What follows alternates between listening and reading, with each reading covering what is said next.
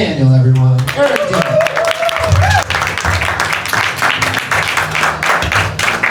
Thank you, guys. Thank you so much. I love the way this room is set up, the couches, the curtains.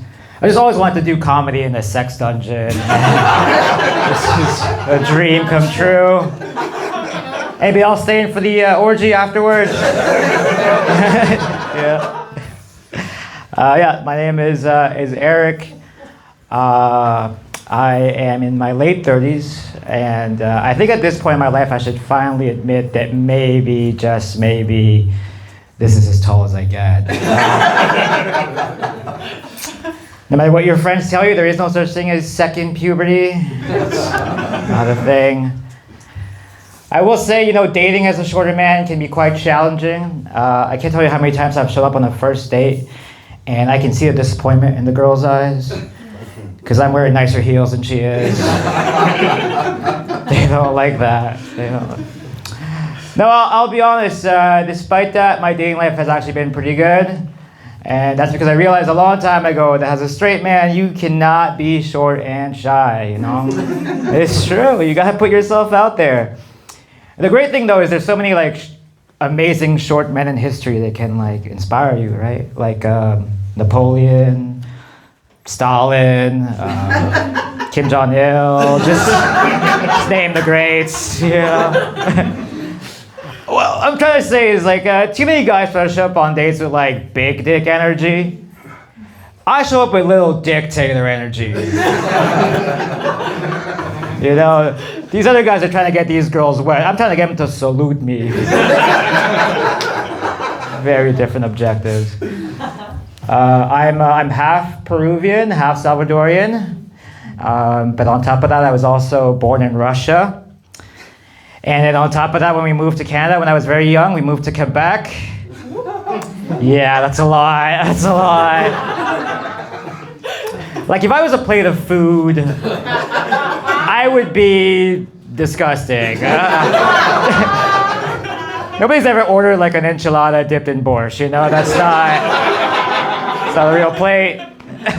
It's not a real plate. Yeah, we moved to Quebec, to a small town, and it was not very progressive, but it just was what it was, we just didn't have much, we didn't have a gay village. We had a gay, just the one. Just one, very brave, very lonely man. So, come June, that wasn't quite enough for a parade. But we still made him do it.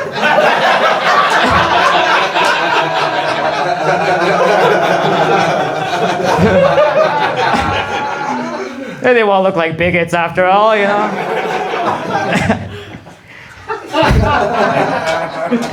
No, but I've always considered myself an ally. In fact, not only do I believe that people are born gay, I think anyone can move on the spectrum, if they meet the right person. It's true, I've seen it happen twice, actually, and it's beautiful, I know for myself, if I was at a party and, I'm having a good time, and all of a sudden I turn around and I lock eyes with Al Pacino. If 83-year-old Oscar-winning actor Al Pacino looked at me with his thin lips, and then all of a sudden he said, "You got all greatest! Can I eat your ass?" That is a tough question to answer. Okay? This is a film legend. I mean, he was in Heat. He was in Scarface. He was the Godfather. And just because I've been straight so far, I'm going to say no like a fucking asshole? I don't think so. I'd say, yes, it would be an honor, sir. Go ahead, Alfred James Pacino. Eat my ass. Suck my dick. Hello, little friend.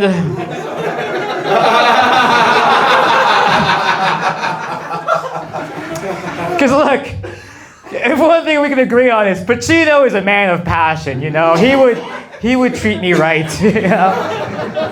I can picture it, you know? He's just holding me, just whispers in my ear, just when you thought I was out.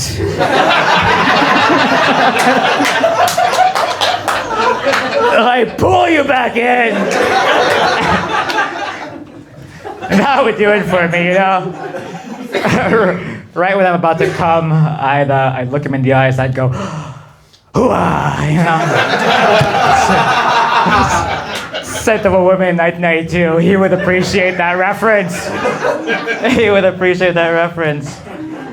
Guys, I know it doesn't seem like it, but in 6 months, I am going to be 40 years old. Yeah, please, hold your applause. I've accomplished very little. It's been a fast 40. I have the body and the property of a 15-year-old. It's been rough. Yeah, no kids, too. No kids is tough, you know.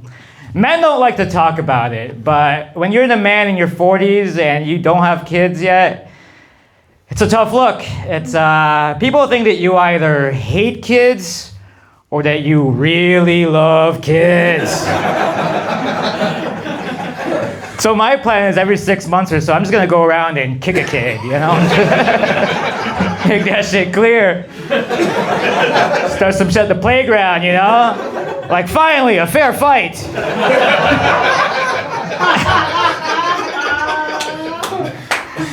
I am trying to be healthy, though, as I get older. I recently signed up to do a 10K. It's my first big run.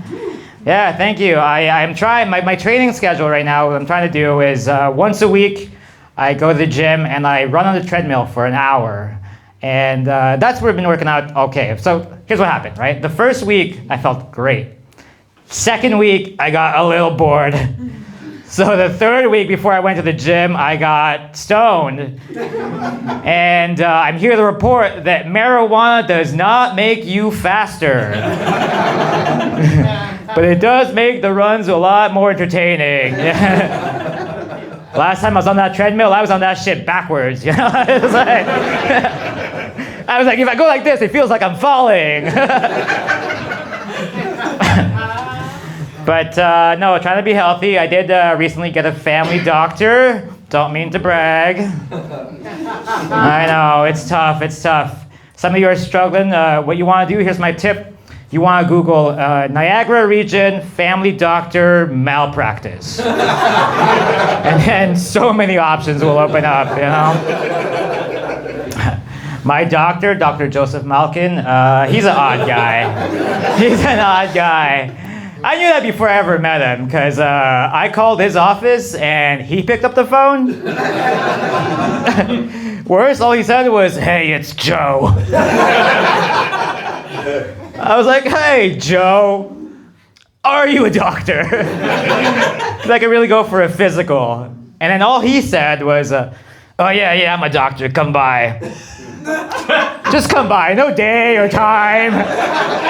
You know? So I'm like, "Okay, Joe, how's tomorrow morning?" And he was like, "I don't know. Morning, sometimes I'm hungover."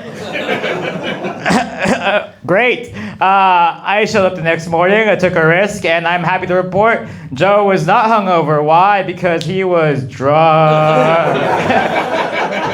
Let me tell you, though, Joe is a functional alcoholic. I had a very good, very thorough physical. Maybe a tad bit aggressive. You guys tell me, right? Like right at the start, he was cupping my balls and asking me to cough. And I was like, "Okay, Joe, but can we leave the waiting room?" This is crazy. And is it normal that when you're getting your prostate checked, you look back and your doctor is also flexing? And then at the end, he tips you a 20? What is that about? I don't know, but I'll tell you this. I'm going back next week. I'm hooked, baby. I'm hooked. All right, well, you guys have been wonderful. That's my time. Thank you so much.